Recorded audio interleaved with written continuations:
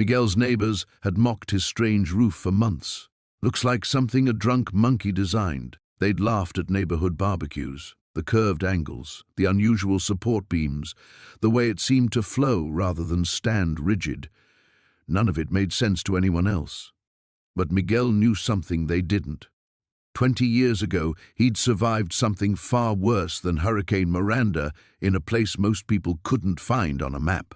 What had Miguel learned in those remote mountains that saved his home when engineering perfection failed? Before we jump back in, tell us where you're tuning in from, and if this story touches you, make sure you're subscribed, because tomorrow I've saved something extra special for you. The memory hit him as he emptied another bucket. March 1998, high in the Andes Mountains of Peru. He'd been part of a construction crew building emergency shelters after a devastating mudslide. The village elder, an ancient man named Joaquin, had watched their progress with growing concern. "You build like the conquistadors," Joaquin had said through the translator. "All straight lines and stubborn pride. The mountain will eat your houses." Miguel had been 25 then, fresh out of technical school, convinced that modern engineering could solve any problem. He dismissed the old man's warnings along with the rest of the crew. They followed the blueprints exactly, rectangular structures with peaked roofs designed to shed water efficiently. 3 days later, the wind arrived. It wasn't a hurricane, but something worse in its own way, a freakish wind shear that funneled down through the mountain passes with unimaginable force. Miguel watched in horror as every structure they'd built disintegrated within minutes. The straight lines they'd been so proud of became fracture points. The rigid angles caught the wind like sails and ripped apart. Only the traditional village structures survived, buildings that seemed to grow from the landscape itself, with curves that deflected rather than resisted, with angles that confused the wind instead of channeling it. Joaquin found Miguel the next morning, sitting in the rubble of what was supposed to be a school. "The mountain is not your enemy," the old man had said, "but if you fight it like one, it will win." For the next 6 months, Miguel had stayed in that village, learning construction techniques passed down through generations. He discovered how indigenous builders studied wind patterns for years before placing a single beam, how they incorporated flexibility into every joint, how they understood that survival meant cooperation with nature, not domination over it. Now, 20 years later in Florida, Miguel had applied those lessons to his own home, while his neighbors built upward and outward, showcasing wealth and architectural ambition. Miguel had built something that looked almost organic. His roof curved and flowed, designed not to resist the hurricane's fury, but to redirect it. The morning after Miranda passed, Miguel stepped outside to survey the damage. His yard was littered with debris, pieces of other people's homes, uprooted trees, a Mercedes that had been picked up and deposited like a child's toy. But his house stood firm. The first neighbor to arrive was Janet Richardson, picking through the remains of her showcase kitchen now scattered across the street. "How?" she whispered, staring at Miguel's intact yellow house. By noon, a small crowd had gathered, insurance adjusters, building inspectors, even a news crew from Miami. They walked around Miguel's property like archaeologists examining an ancient artifact. "The engineering doesn't make sense," said Charles Bentley, whose estate had cost $3 million and lasted 4 hours against the hurricane. "Those support angles should have failed." Miguel watched them measure and photograph, their confusion growing with each calculation. They saw the curves as accidents, the unusual angles as mistakes. They couldn't understand that every element had been precisely designed based on principles their expensive educations had never taught them. Miguel almost mentioned Joaquin, almost told them about the village in the mountains where he'd learned that the oldest solutions were often the best ones. Instead, he just shrugged. "I did." The inspector frowned. "You're not a licensed architect." "No," Miguel agreed. "I'm just a construction worker." But as the crowd continued to puzzle over his impossible house, Miguel was already thinking ahead. Miranda had been a teacher, just like Joaquin all those years ago. And the lesson was clear. In a world of increasing storms and rising seas, everything everyone thought they knew about building was wrong. The question was whether anyone would listen to a construction worker who learned his most important lessons from an old man in the mountains. The morning after Hurricane Miranda passed, Miguel Vasquez stood in what used to be his front yard, surrounded by a landscape that looked like God had taken a giant eraser to half the world. His modest house sat intact behind him, its strange angular roof catching the pale sunlight that filtered through the dissipating storm clouds. But everything else, everything, was gone or broken. Where the Hendersons' two-story colonial had stood for 30 years, only a foundation remained, littered with splintered wood and twisted metal. The massive oak tree that had shaded 3 properties lay uprooted, its trunk crushing what was left of a Mercedes that had somehow ended up 2 blocks from where it was parked. Street signs hung at impossible angles, and power lines draped across the road like black spaghetti. Miguel picked his way carefully through the debris, his work boots crunching on broken glass and scattered roof tiles. The silence was eerie, no birds, no traffic, just the occasional groan of settling wreckage and the distant sound of sirens. He'd lived through hurricanes before, but nothing like this. Miranda had been a monster, a Category 4 that meteorologists said would be remembered for decades. Miguel, thank God! He turned to see Sarah Chen stumbling toward him through the rubble, her usually pristine real estate agent appearance replaced by muddy clothes and disheveled hair. Behind her, a small crowd of neighbors was forming, or what was left of the neighborhood anyway. "Your house," she gasped, pointing back toward his property. "How is your house still there?" More voices joined hers as other survivors emerged from whatever shelter they'd found. Tom Bradley, the retired engineer who'd always been polite but distant, Maria Santos from 3 houses down, the Johnson family carrying their infant daughter, all of them staring at Miguel like he'd performed some kind of miracle. "The roof," Tom said, and Miguel could hear the disbelief in his voice. "That crazy roof of yours. When the winds hit 150 miles per hour, every other structure failed. But yours—" He shook his head. "I watched it from my storm shelter. The wind just seemed to flow right over it." Miguel felt heat creep up his neck. For 2 years, ever since he'd started building his house, people had made comments. Subtle at first, questions about his interesting architectural choices at the grocery store. Then, less subtle. Tom Bradley himself had stopped by during construction, offering unsolicited advice about proper roofing techniques and resale value. The Homeowners Association had sent 3 letters. "Lucky, I guess," Miguel mumbled. But Tom was already walking toward the house, his engineer's curiosity overriding social niceties. "This isn't luck," Tom called back. "This is physics." The group followed Tom into Miguel's yard, and Miguel found himself giving an impromptu tour to people who'd barely acknowledged him before. His house sat on a slightly elevated lot, but that wasn't what had saved it. The roof was the key, a complex arrangement of angles and slopes that most people had assumed was just poor planning or amateur design. "See how it curves here?" Tom traced the roofline with his finger, speaking to the growing crowd like he was delivering a lecture. "And these angles, they're not random. This creates a Bernoulli effect.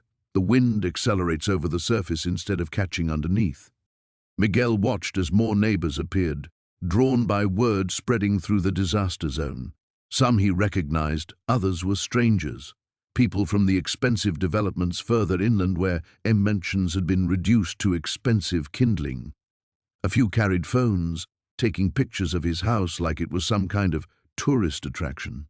"Miguel," Sarah Chen touched his arm. "You designed this yourself?" He nodded slowly. "My grandfather was a carpenter in Cuba before the revolution. He told me stories about hurricanes, about how the old builders used to shape their roofs. I listened. But the calculations," Tom interjected. "The engineering, this level of wind resistance requires sophisticated modeling. Where did you learn the math?" "I didn't do any math," Miguel said quietly. "I just built what made sense." The crowd fell silent. In the distance, helicopter rotors chopped through the air, news crews or emergency responders. Miguel couldn't tell which. What he could tell was that people were looking at him differently now, not with the polite condescension he'd grown used to, but with something else. Respect, confusion, hunger. A black SUV picked its way carefully down the debris-strewn street, stopping at the edge of Miguel's property. Two men in suits got out, followed by a woman with a tablet and a measuring device Miguel didn't recognize. They moved with the purposeful stride of people who were used to getting answers.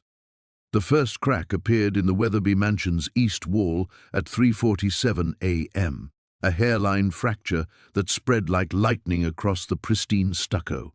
Margaret Weatherby pressed her face against the reinforced window of their safe room, watching $20 million of architectural prestige buckle under Miranda's relentless assault. "The whole corner's coming apart," she whispered to her husband, who sat hunched over his phone, desperately trying to reach their insurance agent. Outside, wind speeds had reached 130 miles per hour, and the storm's eye was still 6 hours away. 3 blocks north, Miguel Santos stood in his kitchen, brewing coffee as if it were any other Tuesday morning. The hurricane howled around his modest home like a living thing, but the structure barely trembled. He'd spent the last hour moving from room to room, checking his work, every joint, every connection, every seemingly bizarre modification he'd made over the past 18 months. The coffee maker gurgled peacefully as a neighbor's pool house cartwheeled past his window. Miguel had tried to explain his design to others, but the mathematics were too complex, the engineering too unconventional. When the Hendersons had asked about reinforcing their own home last spring, he'd attempted to sketch the load distribution patterns, the way traditional construction fought against wind rather than working with it. They'd nodded politely and hired a firm from Miami instead. Their house was currently missing its second story. The phone rang. A landline, because Miguel trusted copper wires more than cell towers in weather like this. Detective Ray Kowalski's voice crackled through static. "Miguel? You still there, buddy?" "Still here." "You?" "Riding it out at the station. Half the town's flooding and we've got structural failures everywhere. The Morrison place just lost its roof entirely." A pause. "How's your place holding up?" Miguel glanced at the ceiling, where his network of steel cables and flexible joints absorbed the building's movement like a ship's rigging. "Solid, Jesus. I should have listened when you offered to look at my foundation last year."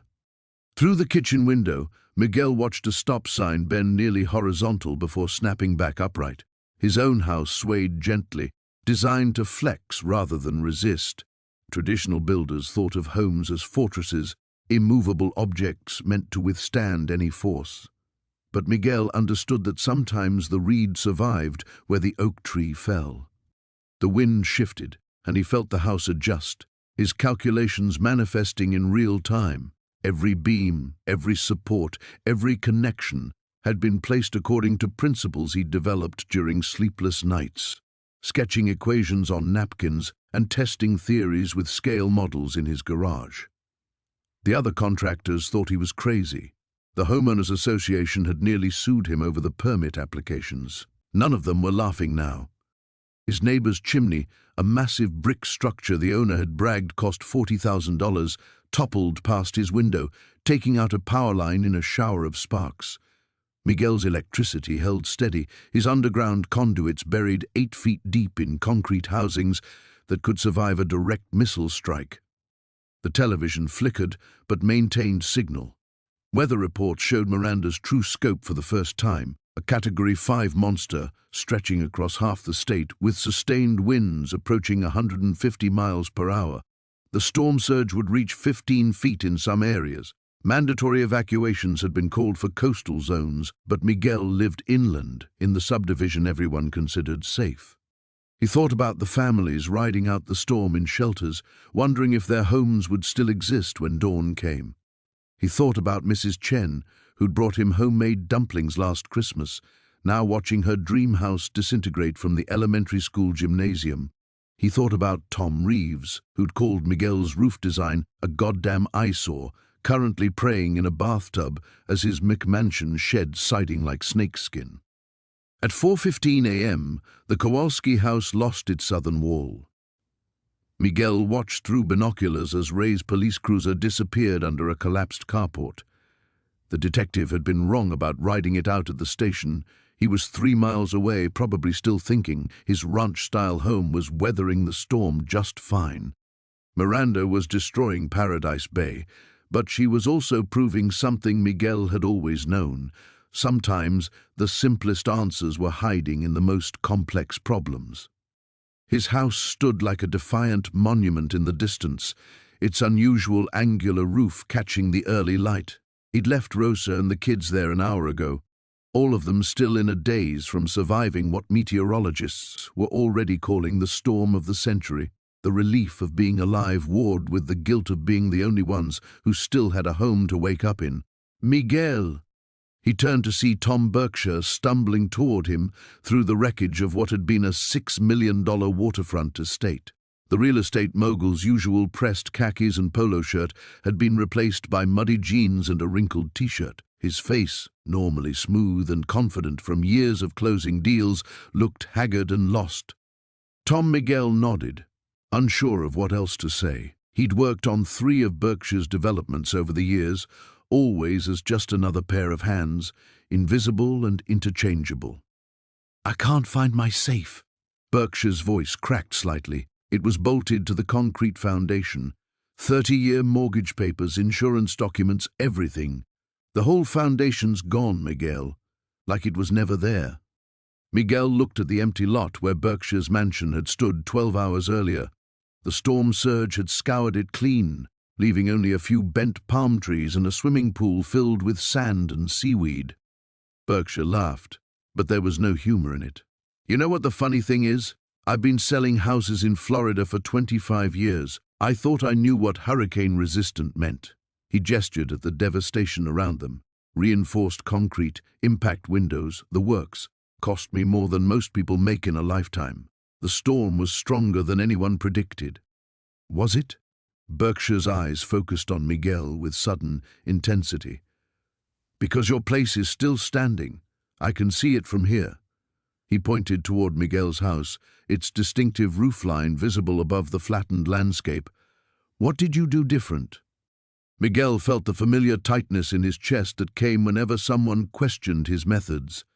He'd gotten the same look from building inspectors, from other contractors, from neighbors who thought his angular design was an eyesore. "It's hard to explain. Try me." Berkshire stepped closer. "I've got nothing but time now." Miguel rubbed his stubbled jaw, choosing his words carefully. "You ever watch water flow? Really watch it?" "What do you mean?" "When I was a kid in Honduras, my grandfather used to take me to this river after the rains. The water would come down fast, carrying everything with it, but there were these rocks, shaped just right, that never moved. The water would hit them and just flow around, split apart, rejoin downstream." Berkshire frowned. "I don't understand." "Most people, they think about stopping the wind, building something strong enough to take the hit and not break.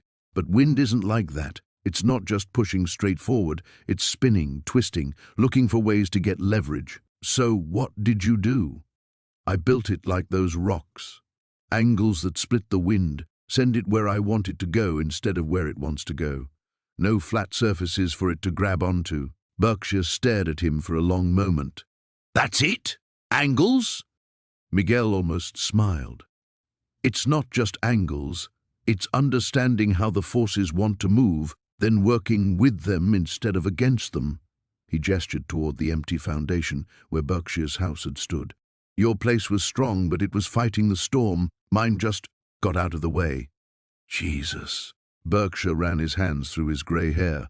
"I've got insurance investigators coming tomorrow, claims adjusters, engineers. They're going to want to know why some houses survived and others didn't. I imagine they will. Would you talk to them? Show them what you did?" The question hung in the air between them. Miguel thought about Rosa's words the night before. about how maybe it was time people listened.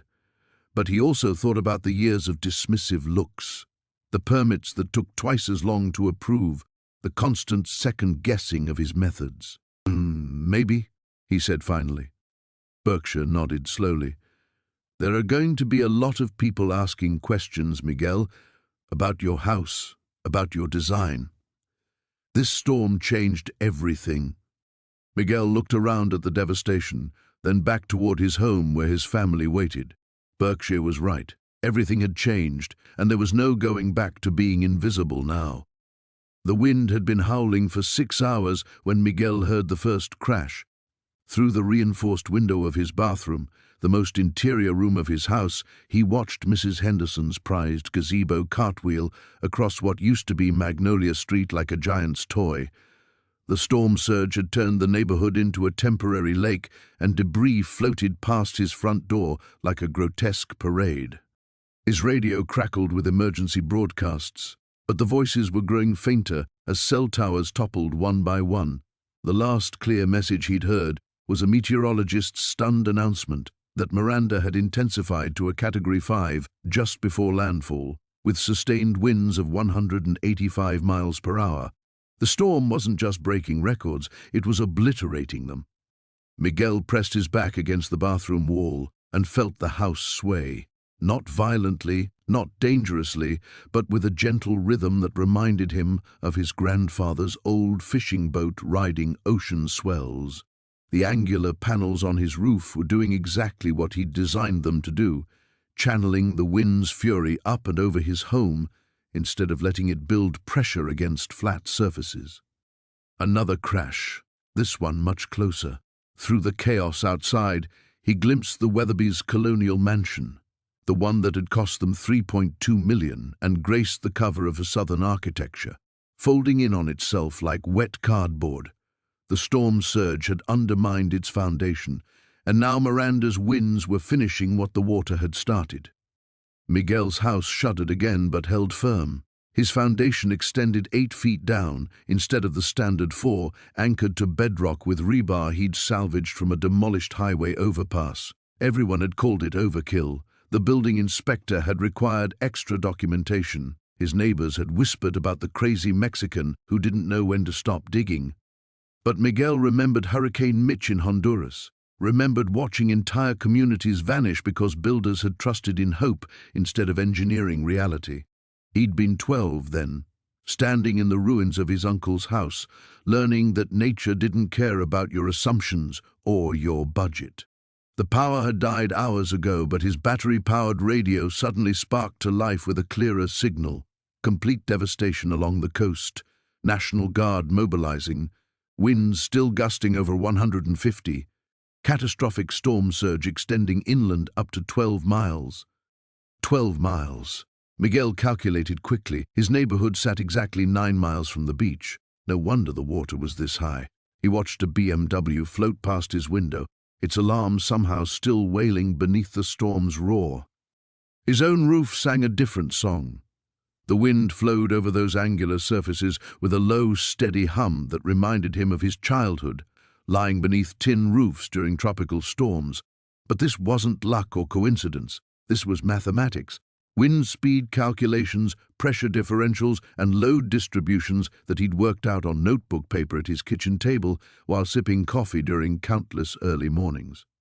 The radio crackled again.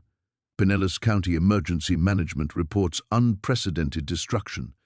Entire neighborhoods underwater. Search and rescue operations will begin as soon as conditions permit. Search and rescue.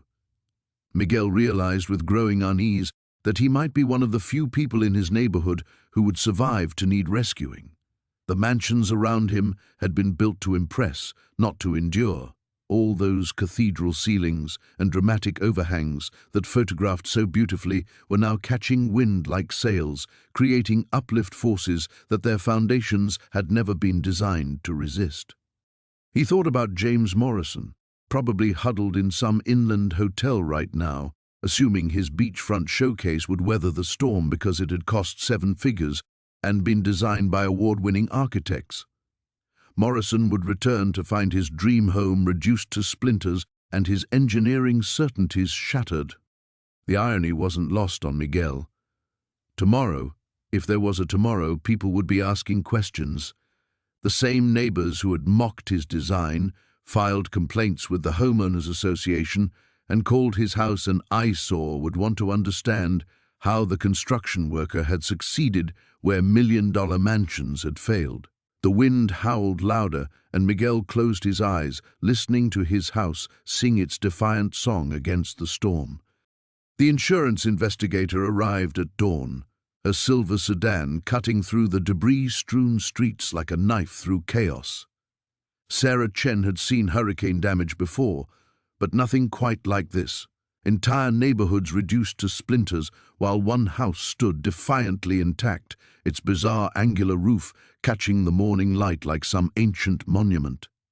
Miguel watched from his kitchen window as she stepped carefully around the twisted metal that used to be his neighbor's pool cage. He'd been up since 4, unable to sleep with reporters camping outside and his phone buzzing every few minutes with unknown numbers. The coffee in his hands had gone cold an hour ago. "Mr. Santos?" Sarah's knock was professional, measured. "I'm with Coastal Mutual Insurance. I wonder if we could talk." He opened the door to find a woman in her 40s, Asian American, wearing a navy blazer that somehow looked crisp despite the humidity and destruction surrounding them. Her eyes moved constantly, cataloging details with the precision of someone trained to spot fraud. "I suppose you want to know about the roof," Miguel said, stepping aside to let her in. "Among other things." Sarah pulled out a tablet, her fingers already moving across the screen. "Your home is currently the subject of 14 separate insurance claims from neighbors whose properties were damaged by flying debris that your structure allegedly deflected." Miguel's stomach dropped. "Allegedly? You think I cheated somehow?" Sarah's gaze swept across his living room, taking in the second-hand furniture, the duct-taped recliner, the stack of construction manuals on the coffee table. "I think you're either very lucky or very smart. My job is figuring out which." They walked through the house together, Sarah documenting everything with her tablet's camera. In the garage, she paused at Miguel's workbench, studying the hand-drawn sketches pinned to a corkboard above it. "These calculations," she said, pointing to a series of equations scrawled in Miguel's careful handwriting. "Where did you learn fluid dynamics?" "Library books, YouTube, trial and error." Miguel pulled down one of the sketches, a cross-section of his roof design covered in arrows indicating airflow. "You spend enough time fixing roofs that fail, you start wondering why they fail." Sarah photographed the sketch, then looked up at the garage ceiling where Miguel had installed a smaller version of his roof design. "This is a scale model? I tested maybe 30 different configurations, built them, put them in my backyard, used my leaf blower to simulate wind." Miguel felt foolish saying it, but Sarah's expression had shifted from skeptical to intrigued. "Show me." They stepped into the backyard, where several small wooden structures sat among the debris. Most were destroyed, reduced to kindling by Miranda's fury, but one remained intact, a perfect miniature of Miguel's roof design. Sarah knelt beside it, running her fingers along the angular surfaces. The wind hits here, gets channeled up and over, creates a low-pressure zone that actually pulls the roof down instead of lifting it. Exactly. Miguel felt a surge of vindication. Most roofs fight the wind. Mine works with it, but the neighbor's damage wasn't caused by deflection. "Look at the debris patterns." Miguel pointed toward the Hendersons' property, where a palm tree had crushed their Mercedes. "That tree fell because its roots were compromised by overwatering. The wind just finished what poor drainage started." Sarah made notes, her stylus moving rapidly. "You seem to know a lot about your neighbor's landscaping choices." "I know construction. I know what fails and why." Miguel's voice carried a hint of frustration. "Mrs. Henderson had me look at her foundation last month. Standing water, cracks in the concrete, root damage. I told her the tree was a liability. Did she listen? People don't listen to construction workers about engineering. They listen to engineers about construction." Sarah looked up from her tablet, studying Miguel's face. Until now. A white van pulled up outside, its side emblazoned with the logo of Channel 7 News. Miguel groaned as he watched the crew unload cameras and equipment. Miguel watched the news crew setting up on his front lawn, their cameras pointed at his house like weapons. Changes them how? That depends on what you want. Fame, fortune, lawsuits, job offers, probably all of the above. Sarah handed him a business card. For what it's worth, I think you've stumbled onto something revolutionary. The question is whether you're ready for a revolution. As she walked back to her car, Miguel stood in his backyard, surrounded by broken models and debris, feeling like a man standing at the edge of a cliff, unsure whether the ground ahead would hold his weight. The Coral Gables Community Center buzzed with an energy Miguel had never experienced before. Folding chairs scraped against linoleum as people settled in, their voices creating a low hum of anticipation. Miguel stood at the back of the room, his calloused hands gripping a manila folder containing sketches he'd never intended anyone else to see. "There he is," someone whispered, and heads began turning. Miguel felt heat creep up his neck as dozens of eyes focused on him. These weren't his usual crowd of fellow construction workers or neighbors from his side of town. These were the people whose houses he'd helped build over the years, the ones who'd never bothered to learn his name. Sarah Chen approached with a microphone headset already clipped to her blazer. "Miguel, I can't thank you enough for agreeing to this. The response has been incredible. We've got structural engineers flying in from Atlanta, architects from Miami, even someone from the National Hurricane Center." Through the windows, Miguel could see news vans parked outside, their satellite dishes reaching toward the overcast sky like metallic flowers. His stomach churned. This wasn't what he'd wanted when he'd quietly shared his observations with Sarah 3 days ago. "I'm not sure I belong here," he said, watching a woman in an expensive suit gesture animatedly while speaking into her phone. "These people, they have degrees, certifications. You just figured out something they didn't," Sarah interrupted gently. "That matters more than any piece of paper." The crowd settled as Sarah took the makeshift stage, really just the area in front of a pull-down screen. Miguel found himself guided to a chair in the front row, feeling exposed under the harsh fluorescent lights. "Before we begin," Sarah announced, "I want to remind everyone that Miguel Restrepo is doing us a tremendous favor by sharing his insights. His home withstood Category 4 winds that destroyed structures engineered to much higher standards." A man in the third row raised his hand. "Has his design been peer-reviewed? Do we have any actual data on wind loads and structural coefficients?" Miguel's jaw tightened. He'd been fielding questions like this for days, people demanding mathematical proofs for intuition he'd developed over 15 years of watching buildings rise and fall. "Let's hear what Miguel has to say first," Sarah replied diplomatically. Miguel stood on unsteady legs and accepted the microphone. The room fell silent except for the hum of the air conditioning and the distant sound of cleanup crews still working throughout the town. "I'm not going to use fancy words," he began, his accent thickening under stress. "I'm going to tell you what I saw, working on houses for 15 years. He clicked to his first slide, a simple drawing of a traditional roof structure. "This is how we usually build. Trusses, standard angles, everything by the book. And the book works most of the time." He paused, scanning the attentive faces. "But not when the wind changes direction every few seconds." A woman near the front leaned forward. "Palm trees? You ever notice how palm trees survive hurricanes that knock down oaks 3 times thicker? They bend, they flex, they don't fight the wind, they dance with it." Miguel found his rhythm now, the technical anxiety fading as he talked about something he truly understood. "Most roofs, they're like walls standing up to catch the wind. Mine curves away, lets the air flow around instead of hitting it head-on." He advanced to a diagram showing airflow patterns.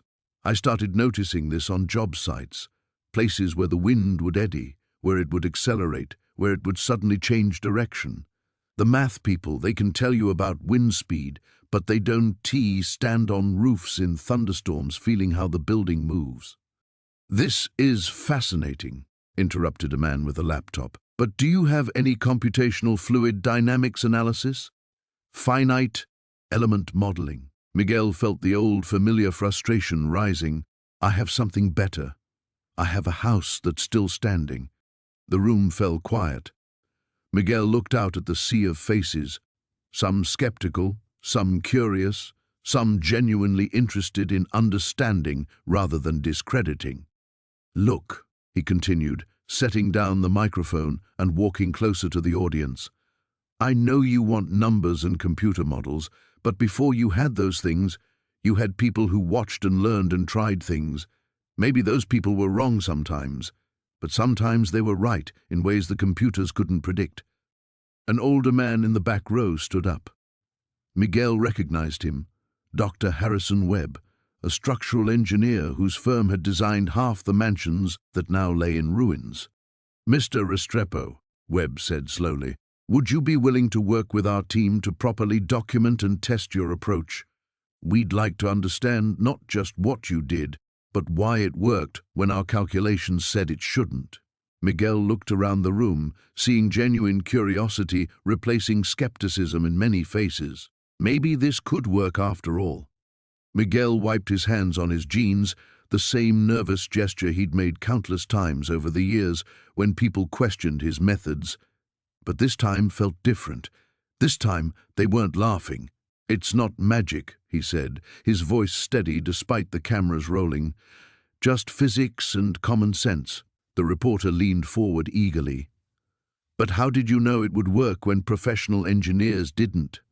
Before Miguel could answer, another voice cut through the morning air, because he listened to what the wind was trying to tell him. Everyone turned to see Dr. Sarah Chen, a structural engineer from the University of Florida, approaching with a small team of graduate students.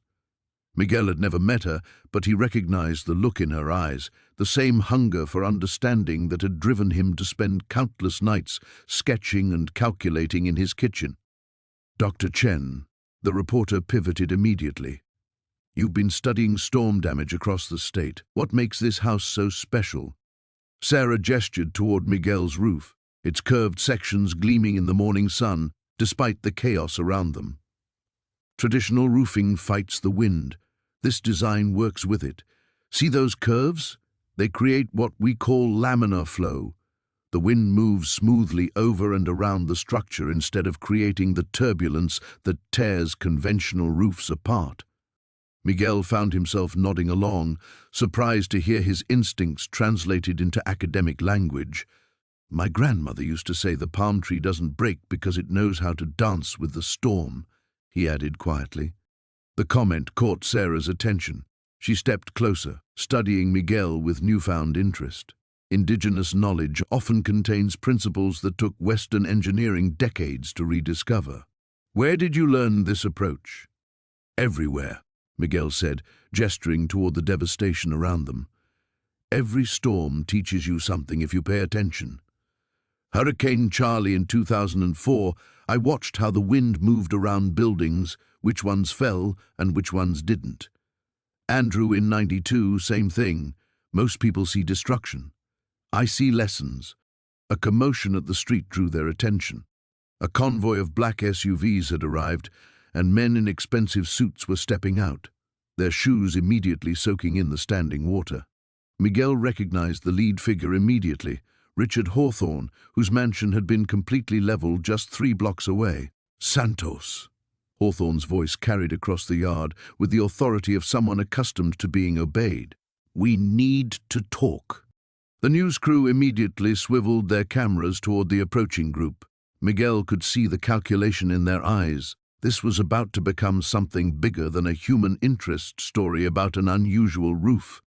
Mr. Hawthorne, the reporter called out, your home was completely destroyed while Mr. Santos's house survived intact. Do you have any comment? Hawthorne's jaw tightened, but he maintained his composure. What happened here was fortunate, certainly, but we can't make policy decisions based on one lucky incident. Lucky? Dr. Chen stepped forward, her voice sharp with professional indignation. This represents a fundamental breakthrough in storm-resistant architecture. The principles could revolutionize how we build in hurricane zones. The principles could also bankrupt the construction industry, one of Hawthorne's associates muttered, loud enough for the microphones to catch. Miguel felt a chill that had nothing to do with the morning air. He was beginning to understand that his small victory against the storm had larger implications.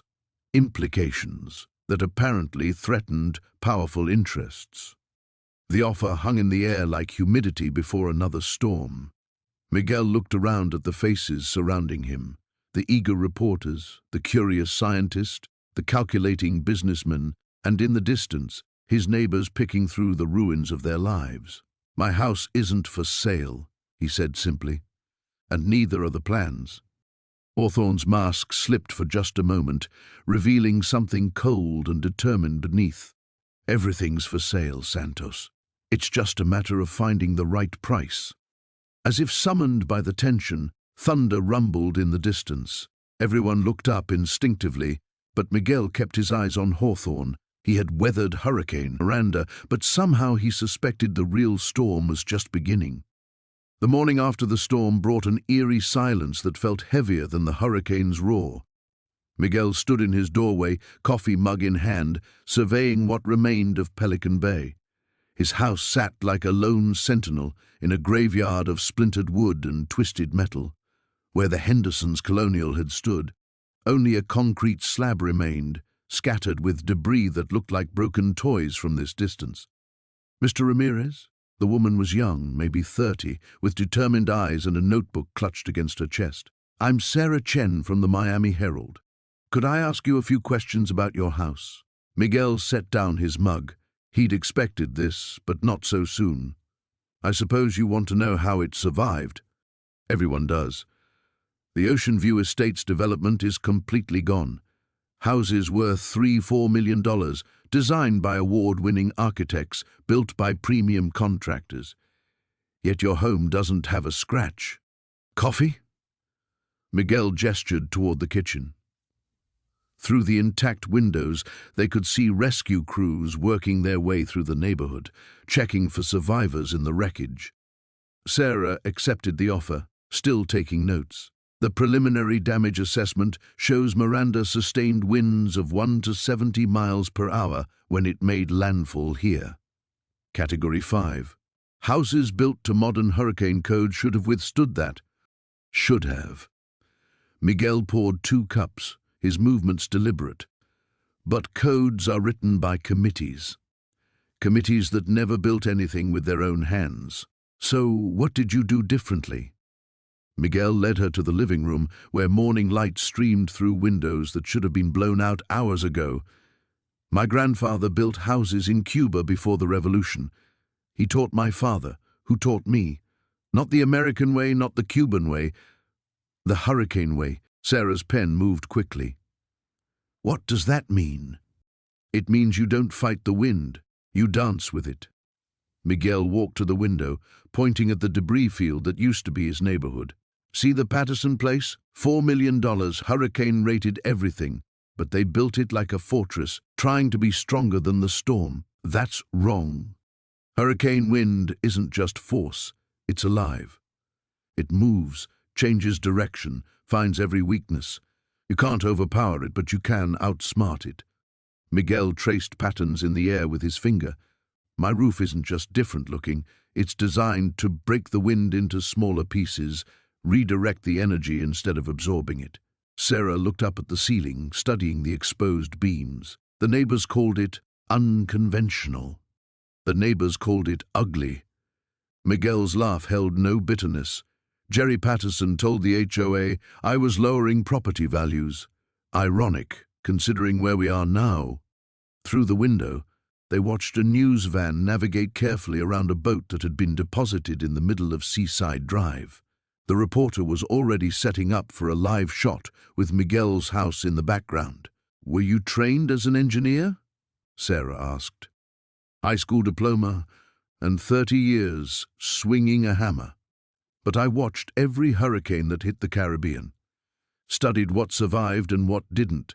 The old buildings in Havana, the ones that made it through a century of storms, they have secrets the textbooks don't teach. Such as?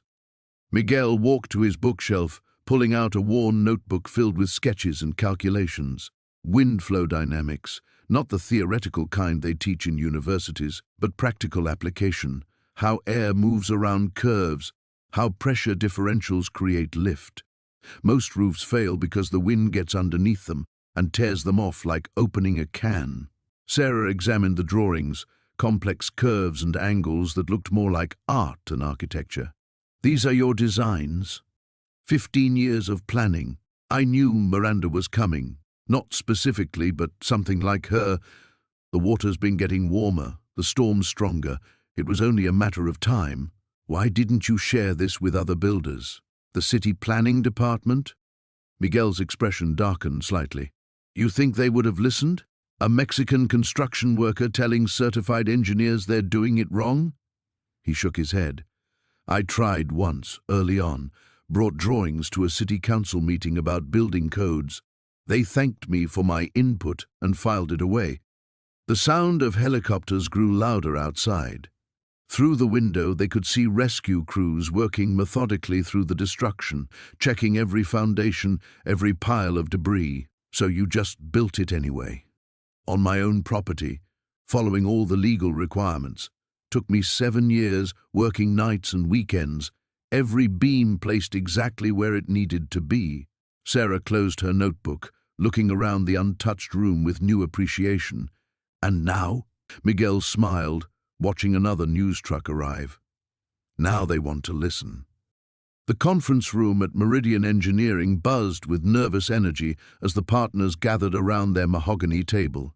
Through floor-to-ceiling windows, they could see the ongoing cleanup efforts across coral shores, where crews worked tirelessly to clear debris from their failed developments. The Ocean View Estates lawsuit alone could bankrupt us, said Patricia Wells, her usually pristine appearance showing signs of sleepless nights. 47 million in damages, and that's just the beginning. Richard Morrison, the firm's founding partner, loosened his tie. 3 more class action suits had been filed since yesterday, each one citing structural failures during Hurricane Miranda. The irony wasn't lost on any of them. While their engineered masterpieces lay in ruins, Miguel Santos's bizarre-looking house stood defiantly intact. We need that design, Morrison said quietly. Whatever Santos figured out, we have to have it. Down the coast, Miguel stood in his front yard, watching another news van pull up to the curb. The attention had become overwhelming. Reporters, engineers, architects, and corporate representatives had been arriving in waves, all wanting answers he wasn't sure he could properly explain. Mr. Santos, called a young journalist, thrusting a microphone toward him. Channel 7 News. Can you tell us how you knew your design would work when certified engineers didn't? Miguel shifted uncomfortably. I didn't know. I just built what felt right. But surely there must be some scientific principle. Maria, Miguel called to his daughter, who was organizing interview requests from their kitchen table. I'm going for a walk. He escaped through his backyard, following a familiar path toward the old fishing pier. The storm surge had damaged the wooden structure, but it still extended far enough into the water for quiet contemplation. As he walked, Miguel's phone buzzed with another call from another company wanting to buy his intellectual property. The pier creaked under his weight as he settled onto a weathered bench. Below, the Gulf waters had returned to their deceptive calm, giving no hint of the fury they'd unleashed just days before. Miguel closed his eyes, trying to recall the exact moment when his design had crystallized in his mind. It hadn't been a single revelation, but rather a gradual understanding born from decades of watching how things moved and bent and broke. The hurricane hadn't been his enemy, it had been his teacher. Every storm he'd weathered, every job site where he'd seen structures fail, every conversation with his father about building in harmony with nature rather than in defiance of it. Miguel? He turned to find Elena Vasquez approaching, her heels clicking against the pier's wooden planks. The attorney looked out of place here, her business suit a stark contrast to the casual fishing environment. "Elena, I thought you were handling the media calls." She sat beside him, slipping off her shoes to let her feet dangle toward the water. "I needed to talk to you privately. You're sitting on something revolutionary, Miguel. These companies aren't just interested, they're desperate. Meridian Engineering just offered $12 million for exclusive rights to your design." Miguel's eyebrows shot up. $12 million? It's a starting point. They know what they're facing in lawsuits. Your design could save their reputation, maybe their entire company. Elena studied his face. "But there's something else. I've been researching similar failures from other hurricanes. This isn't isolated to coral shores. Traditional engineering approaches have been failing catastrophically in extreme weather events nationwide." She pulled out her tablet, showing him satellite images of storm damage from across the southeastern United States. "Look at this pattern. The buildings that survive aren't always the ones that should, according to conventional wisdom. There's something fundamentally wrong with how we're approaching storm-resistant design." Miguel nodded slowly. He'd suspected as much. "They're fighting the storm instead of dancing with it." "What do you mean?" "My father used to say that about fishing in rough seas. Don't fight the waves. Move with them. Let them teach you their rhythm." Miguel gestured toward his house, visible in the distance. "I didn't build my house to be stronger than the hurricane. I built it to bend without breaking, to let the wind flow around and through it instead of slamming into a wall." Elena leaned forward, sensing something important. "The breathing room you built into the structure." "Yes, but more than that. The shape, the angles, the way different sections can move independently. It's all about flexibility. These engineers, they think strength means rigid. But rigid things snap." A pelican landed nearby, eyeing them curiously before diving for fish. Miguel watched its fluid motion, the way it adapted instantly to changing conditions. "Elena, what if we don't sell to just one company? What if we share this with everyone who needs it? You'd give up millions to help competitors?" Miguel stood, brushing off his jeans. "Maybe some things are too important for profit margins. Hurricane Miranda won't be the last storm like this. People need homes that will protect them, not just impress their neighbors." As they walked back toward shore, neither noticed the telephoto lens capturing their conversation from a black sedan parked near the pier's entrance. The emergency town hall meeting buzzed with an energy Miguel had never experienced before. Every seat in the civic center was filled, with people standing along the walls and crowding near the doors. Camera crews from 3 different news stations had set up in the back, their bright lights making everything feel surreal. Miguel sat in the front row, his calloused hands fidgeting with the rolled-up blueprints in his lap. To his left sat Dr. Sarah Chen, the structural engineer who'd been studying his house for the past week. To his right, Mayor Davidson kept checking his watch and whispering with his aide. A murmur rippled through the crowd. Miguel spotted Mrs. Henderson 3 rows back, her face drawn with exhaustion. The Worthingtons sat near the middle, David's usually perfect hair disheveled, his wife clutching a folder of insurance documents. "Miguel," the mayor continued, "would you mind explaining your design to everyone?" Miguel's throat felt dry as he stood. Public speaking had never been his strong suit, but these weren't strangers anymore. They were his neighbors, people whose lives had been turned upside down. "It wasn't just one thing," he began, his voice gaining strength. "It was everything working together. The foundation goes down 12 feet instead of the standard 8. I used a concrete mix with recycled tire rubber, makes it more flexible during ground movement." He unrolled his blueprints on the easel beside him. The detailed drawings showed cross-sections of walls, foundation details, and the unusual roof structure that had drawn so much ridicule. "The walls have steel reinforcement every 16 inches instead of 24, but the real difference is up top." He pointed to the roof diagram. "I designed what I call a breathing system. Instead of trying to make the roof completely sealed, I created controlled ventilation that equalizes pressure during extreme wind events." Dr. Chen stood up. What Miguel isn't telling you is that his design anticipates failure in specific, controlled ways.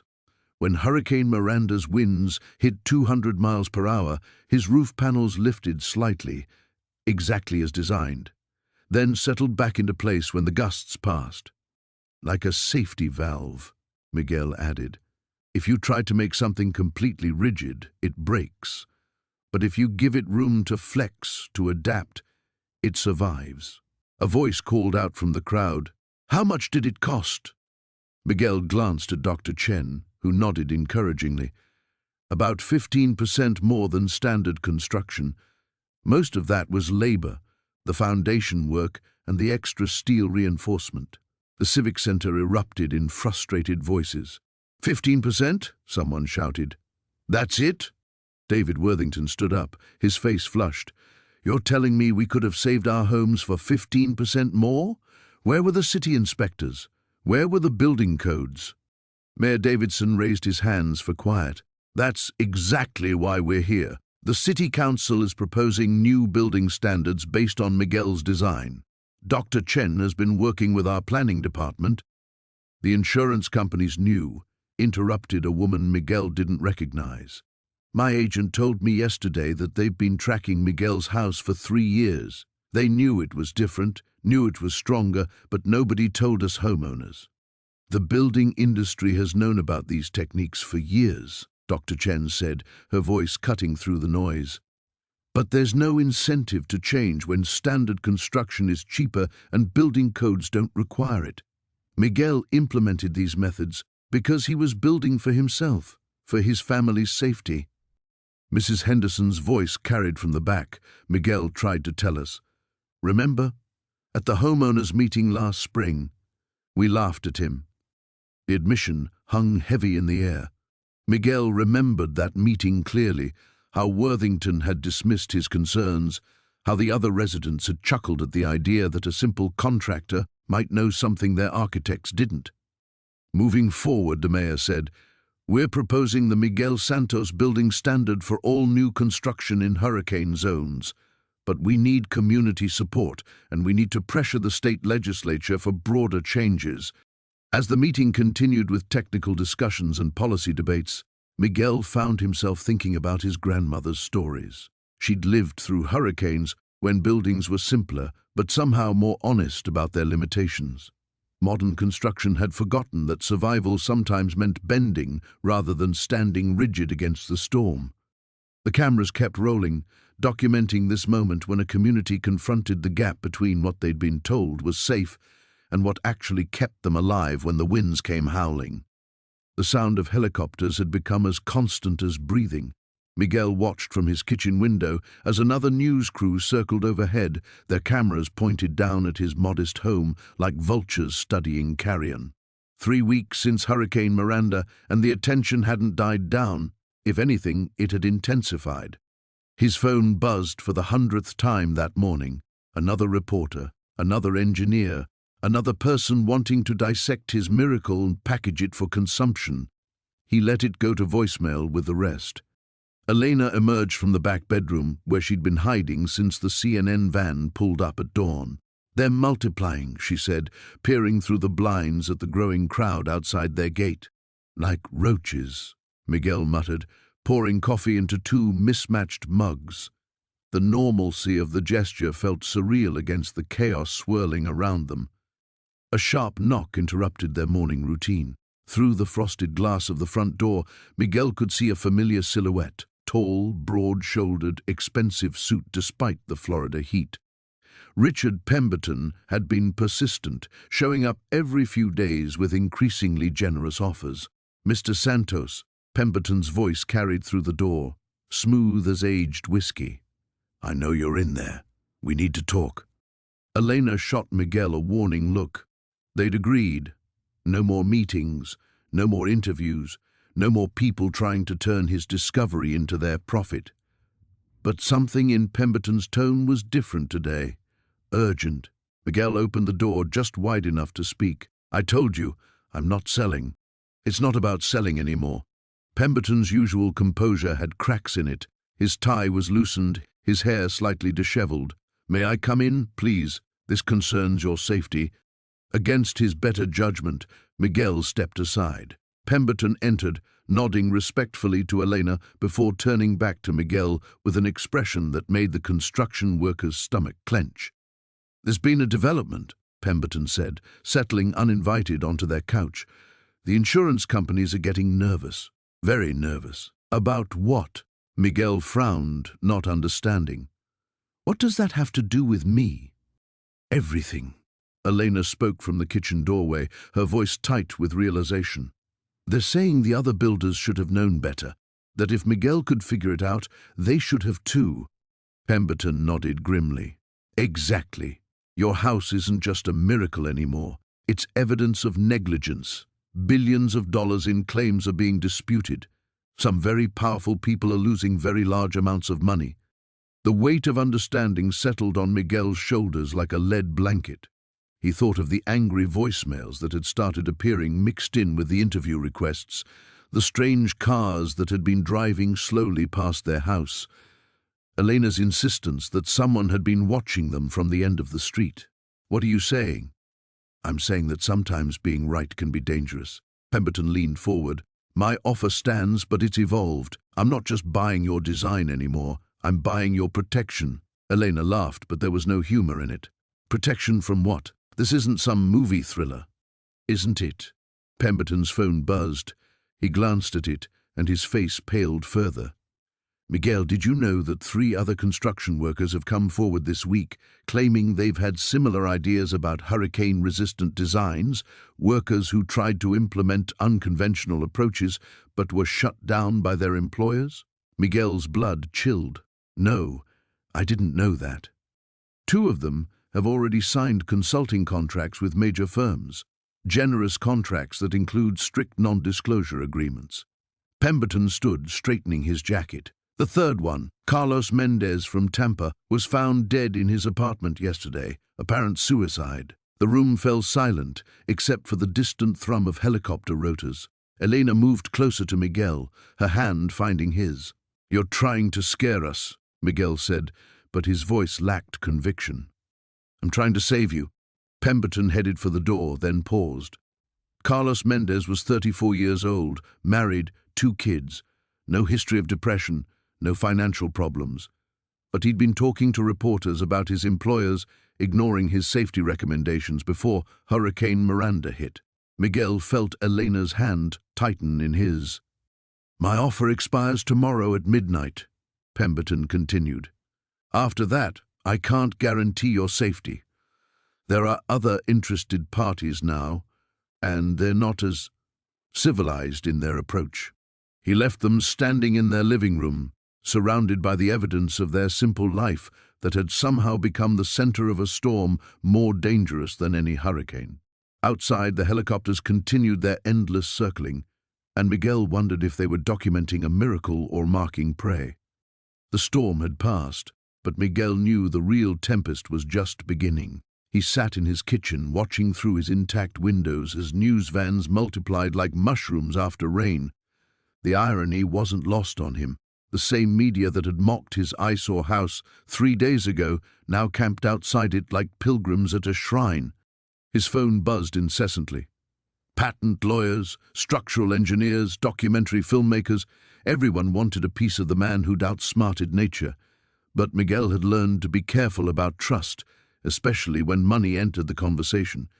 A sharp knock interrupted his thoughts. Through the peephole he saw Detective Sarah Chen, the woman who'd been investigating the building permit irregularities. Behind her stood someone he didn't recognize, a tall man in an expensive suit that somehow looked pristine despite the surrounding devastation. "Mr. Santos," Chen said when he opened the door. "This is Federal Inspector James Morrison, Department of Housing and Urban Development." Morrison stepped forward with a smile that didn't reach his eyes. "Quite the accomplishment, Mr. Santos. Your house has caught some very important attention in Washington." Miguel gestured them inside, his engineer's mind already calculating angles. Federal interest meant this had grown beyond a local story. That could be good or very dangerous. "This won't take long," Morrison said, settling into a chair without invitation. "I'll be direct. We've had calls from FEMA, the National Weather Service, even the Pentagon. Your design represents a potential paradigm shift in disaster-resistant construction." Chen pulled out a tablet, swiping to reveal photographs. "We've been analyzing the wreckage patterns. It's unprecedented, Miguel. Houses worth millions, designed by award-winning architects, reduced to splinters. Yet your house doesn't have so much as a cracked foundation." Morrison leaned forward. "The federal government is prepared to offer you a very generous contract. Full funding for research and development, a team of the country's best engineers, and a compensation package that would set you up for life." Miguel studied their faces. Chen looked genuinely excited. She saw the potential to save lives, but Morrison's expression was harder to read, with something predatory lurking beneath the professional courtesy. "What's the catch?" Miguel asked. "No catch," Morrison said smoothly. "We simply need you to share your complete methodology. Every calculation, every material specification, every insight that led to this breakthrough. And then we scale it up. Imagine neighborhoods, entire cities built to these standards. You'd be a hero, Mr. Santos." "I need to think about it," he said finally. Morrison's smile tightened almost imperceptibly. "Of course, but don't think too long. Others are already trying to reverse engineer your design from photos. The first mover advantage won't last forever." After they left, Miguel sat alone with his thoughts. He pulled out his father's old notebook, running his fingers over the faded sketches and calculations written in Spanish. His father had been brilliant, but had never received credit for his innovations, watching wealthy contractors profit from his ideas while he remained invisible. The phone rang again. This time, it was Dr. Elizabeth Vance, the MIT professor who'd defended his work in the early media coverage. "Miguel, I hope you're being careful," she said without preamble. "I've been hearing things through academic channels. There are forces moving behind the scenes, people who see your success as either a threat or an opportunity." "What kind of forces?" "Construction lobbies, insurance companies, politicians. Your house isn't just an engineering marvel. It's proof that the entire building industry has been doing things wrong for decades. That represents billions in potential liability and lost profits." Miguel felt a chill that had nothing to do with the air conditioning. "What are you saying?" "I'm saying that sometimes being right isn't enough. Sometimes it's dangerous." She paused. "Have you documented everything? I mean, really documented it? Every formula, every reasoning step?" "Some of it." "Do it all. Tonight. Make copies. Hide them in different places." "And Miguel? Don't sign anything until you have independent legal representation. The best kind money can buy." After hanging up, Miguel stared at his reflection in the dark window. 3 days ago, he'd been a simple construction worker with an unconventional house. Now he was potentially sitting on the most important architectural breakthrough in generations, with the federal government knocking on his door and shadowy forces circling like vultures. Outside, the news crews were setting up lights for the evening broadcasts. His house stood illuminated against the darkness, a monument to the power of thinking differently. But monuments, Miguel realized, often became targets. He opened his father's notebook and began to write, racing against time and forces he was only beginning to understand. "Jesus, Miguel," Marcus whispered, his voice echoing in the cavernous space. "How long has this been here?" Miguel moved deeper into the warehouse, his fingers trailing along workbenches covered with scale models of buildings, each one incorporating the same revolutionary design principles that had saved his house. "Since I was a kid, apparently, he always said he was working late at construction sites." His voice carried a mixture of awe and betrayal. "Turns out he was working late here instead." "These blue pins," Miguel said, studying the pattern. "They're not random at all." Marcus leaned over the map. "What do you mean?" "Look at the dates." Miguel pointed to small numbers beside each pin. "These go back 30 years. Dad wasn't just working on this design, he was secretly implementing it." A noise from outside made them both freeze. Car doors slamming, voices carrying across the empty lot. Miguel quickly extinguished their flashlight, plunging them into near darkness. "We need those files, Miguel," Marcus hissed. "If Cartwright gets here first—" "I know." Miguel felt his way to a filing cabinet he'd spotted earlier. His hands shook as he rifled through folders, searching for anything that might explain his father's work. His fingers closed around a thick manila envelope labeled Project Raffiga. Hurricane. More voices outside.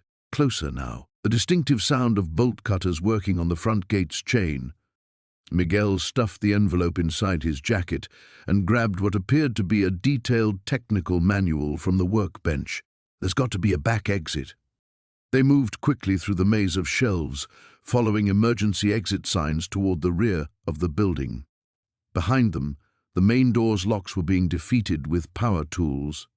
"Miguel Santos," Cartwright's voice boomed through the warehouse. "I know you're in here. We can do this the easy way or the hard way." They reached the back exit, just as flashlight beams began sweeping the main area.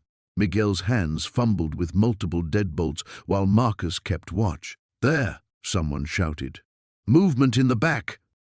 The last bolt turned just as footsteps pounded toward them. Miguel and Marcus burst through the door into the humid night air, sprinting across an overgrown lot toward Marcus's truck parked 2 blocks away.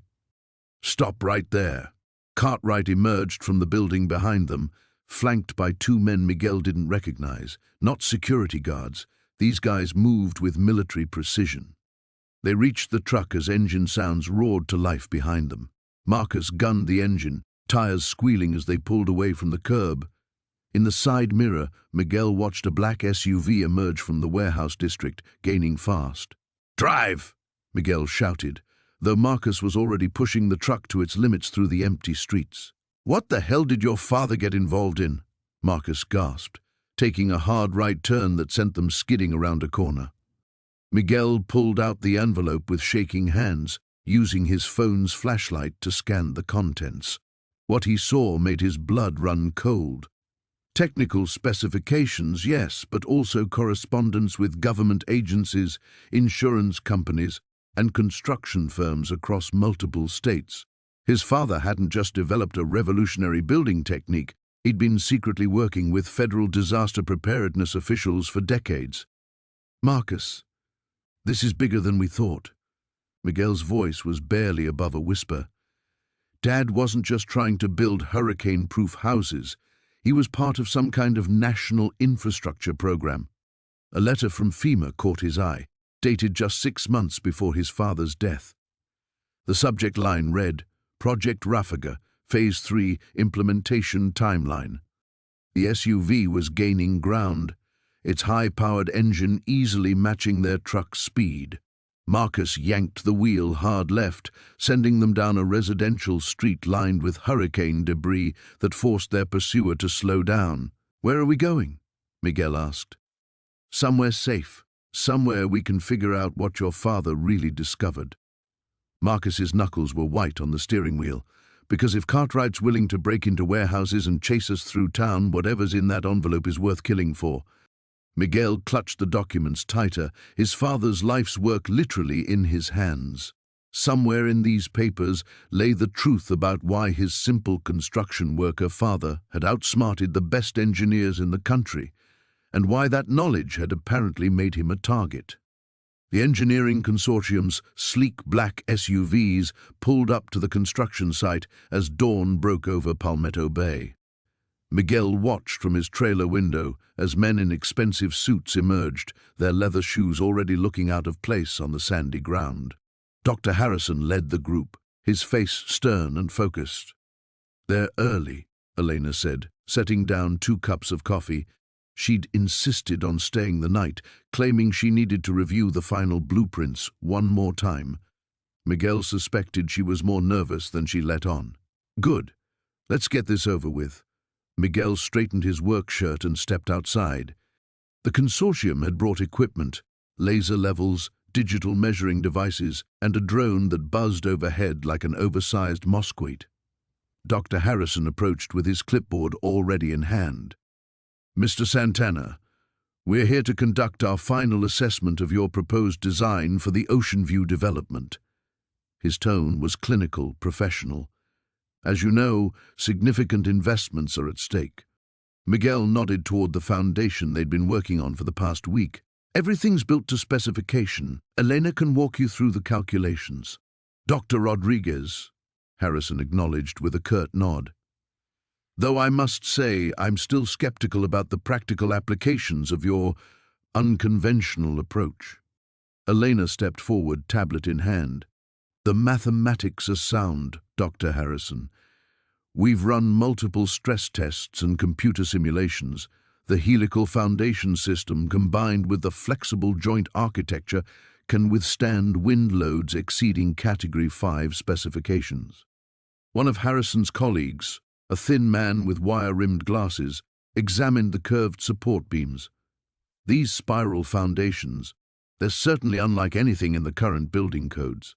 Because the codes are based on resisting force, not redirecting it, Miguel explained. When you fight the hurricane straight on, you lose. When you work with it. Dr. Harrison frowned as reporters began setting up cameras. This was supposed to be a private assessment. Tell that to Channel 7, Miguel said, recognizing the familiar face of investigative reporter Sandra Molina as she stepped out of the lead van. Sandra spotted Miguel immediately and approached with her camera crew in tow. Mr. Santana, Sandra Molina, Channel 7 News, can you tell us about today's test? Is it true that your hurricane-proof design could revolutionize construction in Florida? Ma'am, we're in the middle of... The people have a right to know, Sandra continued, her microphone thrust forward. After Hurricane Miranda, everyone's talking about your house. They want to know if this technology could save lives. Dr. Harrison stepped between them. This is a private engineering assessment. The media presence is inappropriate and potentially disruptive to our scientific process. Sandra turned her attention to Harrison. Dr. Harrison, isn't it true that the engineering consortium initially rejected Mr. Santana's designs without proper review? Some are calling this David versus Goliath. That's a gross oversimplification. Is it true that insurance companies are already expressing interest in reduced premiums for homes built with this technology? Miguel caught Elena's eye. This was spiraling beyond their control. The simple demonstration they'd planned was becoming a media circus. Look, Miguel said, raising his voice above the growing chatter. We're here to test a building design, not put on a show. Dr. Harrison and his team need to do their job without distractions. But Mr. Santana, another reporter called out, what do you say to critics who claim you're just a construction worker trying to play engineer? The question hung in the air like humidity before a storm. Miguel felt the familiar sting of dismissal, the assumption that his hands-on experience somehow made his ideas less valid. He glanced at the foundation they'd spent a week perfecting, at the curved beams that spiraled up from the ground like nature's own architecture. I say that engineers design buildings, Miguel replied quietly, but construction workers are the ones who see them fall down. Elena moved to his side. Mr. Santana has identified principles that our traditional approaches have overlooked. Sometimes innovation comes from unexpected places. Dr. Harrison consulted his watch. Regardless of media attention, we have a schedule to maintain. The wind simulation test begins at 9 o'clock sharp. Miguel nodded toward the massive industrial fans being positioned around the test structure. Each one was capable of generating winds equivalent to a Category 4 hurricane. They'd built a quarter-scale model of the foundation and support system, complete with the helical anchors and flexible joints that had kept his house standing when everything else fell. 15 minutes to power up, one of Harrison's technicians announced. The reporters repositioned themselves for better camera angles. Elena double-checked her tablet readings. Dr. Harrison's team made final adjustments to their monitoring equipment. Miguel stood quietly, watching the preparations. In 15 minutes, they'd know if his grandmother's wisdom about bending with the storm could translate into something that might change how people built their homes. The morning sun climbed higher, and somewhere in the distance, thunder rumbled across the Florida sky. The emergency meeting at Town Hall buzzed with an energy Miguel had never felt before. Every seat was filled, and people lined the walls 3 deep. Mayor Henderson stood at the podium, but for once, all eyes weren't on him. They were on Miguel, sitting in the front row with Elena's hand clasped tightly in his. "Ladies and gentlemen," Henderson began, his voice carrying a weight Miguel had never heard from the usually pompous politician. "We're here tonight because we need to face some hard truths about our community." Dr. Sarah Chen rose from her seat in the second row. The structural engineer had spent the last week crawling through the wreckage of Palmetto Bay's most expensive homes, documenting what Hurricane Miranda had taught them all. "I've completed my preliminary analysis," she announced, holding up a thick folder. "The damage patterns are unprecedented, but they tell a clear story." Miguel's stomach tightened. Ever since the cameras had left and the reporters had moved on to the next story, he'd been dreading this moment. The moment when the experts would explain away his success, reduce it to luck or some fluke of nature that had nothing to do with his controversial design. "Traditional construction in our area follows standard building codes," Dr. Chen continued, projecting images onto the screen behind her. "Concrete block walls, hip roofs with standard truss systems, impact-resistant windows. All of these homes met or exceeded current hurricane standards." The first image showed the Martinez mansion, its roof completely gone, walls collapsed inward like a house of cards. Murmurs rippled through the crowd. But Miranda brought something we hadn't fully accounted for. Not just wind speed, but wind behavior. The storm created what we call a Venturi effect as it moved between our coastal high-rises and inland developments. This amplified wind speeds in specific corridors by up to 40%. Miguel watched Tom Bradley shift uncomfortably in his seat. The developer's face had aged years in the past week. "The curved roof design that Mr. Ramirez implemented," Dr. Chen said, clicking to an aerial photo of Miguel's house standing alone in its neighborhood, created what aerodynamicists call a boundary layer flow separation. Instead of the wind hitting a flat surface and creating massive uplift forces, it curved around the structure. Elena squeezed Miguel's hand. He could feel his heart hammering against his ribs. "But it wasn't just the shape," Dr. Chen continued. "It was the integration, the foundation anchoring system, the way the walls were designed to flex rather than resist, the strategic placement of vents to equalize pressure. This wasn't luck, this was engineering." The room erupted in whispers. Miguel felt heat rising in his cheeks as hundreds of eyes turned toward him. "Miguel," Mayor Henderson called out, "would you join me up here?" Walking to the podium felt like the longest journey of his life. Every face he passed held a different expression, some admiring, some skeptical, some calculating. When he reached the microphone, his hands were shaking. "I know what you're all thinking," Miguel began, his voice barely above a whisper. He cleared his throat and tried again. "You're thinking, how does a guy who dropped out of high school to help support his family know something that architects with fancy degrees don't know?" A few nervous chuckles rippled through the crowd. "The truth is, I almost didn't build that house at all. After what happened at the Meridian project." His voice caught. Even now, the memory of that collapse, of Carlos lying in the hospital, made his chest tight. "I thought about quitting construction altogether." He looked out at the sea of faces. There was Jerry Whitman from the building department, the man who'd made his life hell for months. There was David Morrison, whose beachfront palace now existed only in insurance photos. There was Mrs. Patterson from down the street, whose small ranch home had been reduced to a concrete slab. But my wife reminded me that we didn't build that house just for us. We built it for our kids, for their kids. When you're thinking that far ahead, you can't just follow the rules. You have to think about what the rules miss. Miguel took a deep breath. "Dr. Chen is right about the engineering. But she's wrong about one thing. It wasn't my engineering. Every technique I used, I learned from someone else. My grandfather's hurricane stories from Cuba, a roofer in New Orleans who survived Katrina, a structural engineer in Japan who designed buildings to flex with earthquakes. Even Carlos, my old partner, who taught me that sometimes the strongest thing you can do is bend." The room had gone completely silent. The problem isn't that we don't know how to build better houses. The problem is that knowing how and being allowed to are two different things. Until now. Mayor Henderson stepped back to the microphone, which brings us to why we're really here tonight. Miguel, the town council has a proposition for you. The media circus reached its peak by dawn.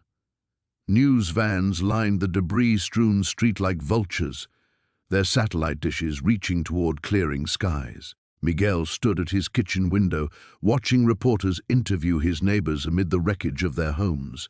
His own house, still perfectly intact, had become the eye of a different kind of storm. Miguel Santos? A sharp knock interrupted his thoughts.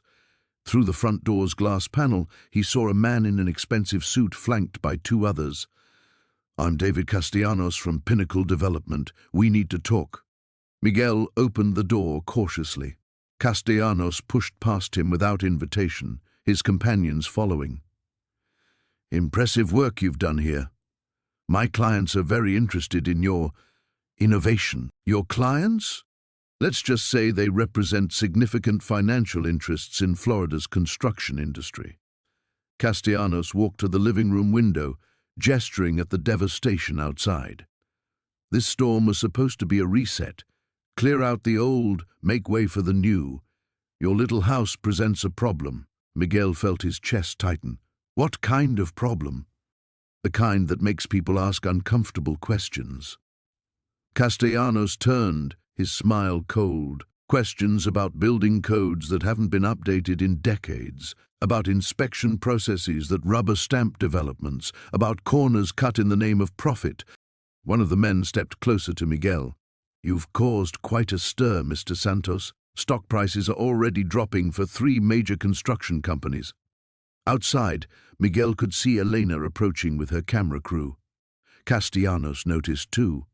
That reporter has been very thorough in her coverage, very sympathetic to your story. Elena's just doing her job. Miguel backed toward the kitchen. "I just built my house to survive storms. That's not my fault." "Oh, but it is your fault now." Castellanos followed him. "You had your 15 minutes of fame. Time to disappear. We're prepared to offer you $2 million for this property and your silence." "Silence about what?" "About your methods, your design, the specific techniques you used." Castellanos set a contract on the kitchen counter. "In exchange, you relocate somewhere far from Florida, somewhere quiet. What if I say no? Then you'll find rebuilding permits very hard to come by. Your contractor's license might face review. The IRS might discover irregularities in your taxes." Castellanos' voice remained pleasant, but his meaning was clear. Accidents happen on construction sites. Houses can burn down. Sometimes people just disappear. A knock at the door interrupted the tension. Elena's voice called out, "Miguel, are you okay in there?" Castellanos nodded to his companions. They moved toward the back door. "You have 24 hours to decide, Mr. Santos. We'll be in touch." As they left through the rear exit, Miguel opened the front door. Elena stepped inside, immediately sensing something wrong. "Who were those men I saw leaving?" "Developers. They want to buy my house." "That's good news, right? You could name your price after all this attention." Miguel showed her the contract. Elena's eyes widened as she read the terms, particularly the non-disclosure clauses. "Miguel, this isn't just a sale. They're trying to bury your design." "I know." He slumped into a chair. "They made it clear what happens if I refuse." Elena pulled out her phone. "We need to document everything before they can suppress it. The specific materials you used, the construction techniques, the engineering principles, everything. They threatened you too, Elena. Said your job would get complicated." "Let it get complicated." She started recording. "This is bigger than both of us now. Your house proved that affordable, hurricane-resistant construction is possible. That knowledge could save thousands of lives and billions in damage." Miguel looked out at his neighbors, sifting through the remains of their lives.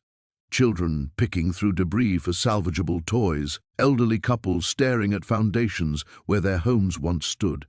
What if they follow through on their threats? Miguel picked up the contract and tore it in half. Then we better work fast. Outside, the cleanup continued, but inside Miguel's house, a different kind of storm was brewing.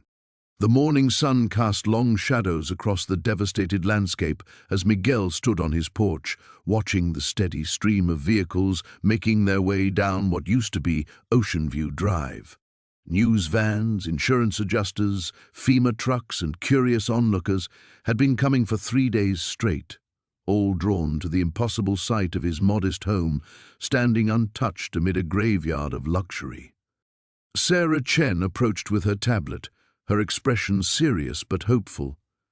"The preliminary engineering reports are in," she said, climbing the steps that had become an informal gathering place for the growing crowd of displaced neighbors. "Your design principles, the aerodynamic profile, the flexible joint system, the way you channeled wind flow, they're calling it revolutionary." Miguel nodded absently, his attention focused on Mrs. Patterson, who was sitting in her FEMA trailer across the street, staring at the concrete slab where her dream home had stood just a week ago. The guilt gnawed at him like a physical ache. He had known, maybe not consciously, but somewhere deep in his bones, he had understood what was coming. "There's something else," Sarah continued, lowering her voice. "3 major construction firms have already reached out.